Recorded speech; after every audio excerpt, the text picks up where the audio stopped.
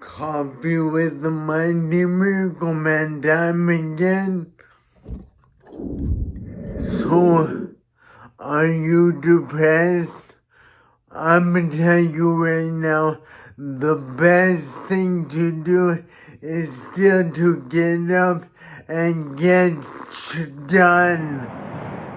You won't feel any better if you just lay there. The universe, oh God, I believe in Jesus Christ.